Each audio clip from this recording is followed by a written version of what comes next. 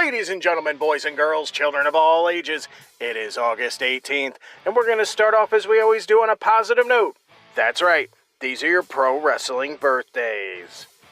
1930, former NWA Mid-American Heavyweight Champion Lee Fields. 1946, former Worldwide Wrestling Federation Tag Team Champion Tony Guerrera. And last but not least, 1959, Dr. Tom Pritchard. Of course, on the flip side of that coin, your pro wrestling deaths for August 18th. 1997, former strongman and WCW wrestler Jeff Sweatson. All right, enough of the sad stuff. It's time to get to the meat and potatoes. That's right, these are your pro wrestling history highlights for August 18th. Jumping in the Wayback Machine and going all the way to 1944, where we see Lou Thesz become the first two-time Texas heavyweight champion, defeating Ernie Duske in Houston, Texas. 5 years later in 1949, Dave Levine defeats George Bolos in Toledo, Ohio, for the Jack Pfeffer promoted World Heavyweight title.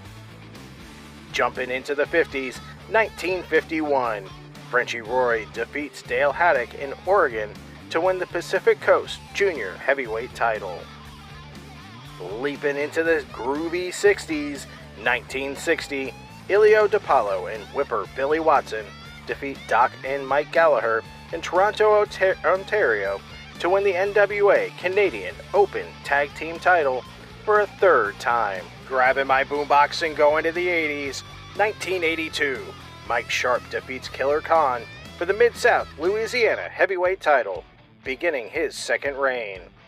2 years later in 1984, Tom Pritchard and Brett Sawyer win their second NWA Pacific Northwest Tag Team titles in Portland, Oregon, by defeating Mr. Ebony Tom Jones and Mike Miller.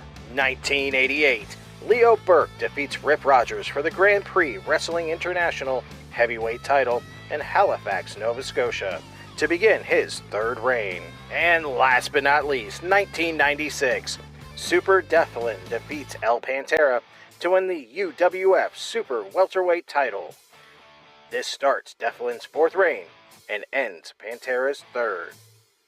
Those were your short but sweet pro wrestling history highlights for August 18th. I'm the Eclectic Gentleman, Stephen Watts, and we'll see you tomorrow.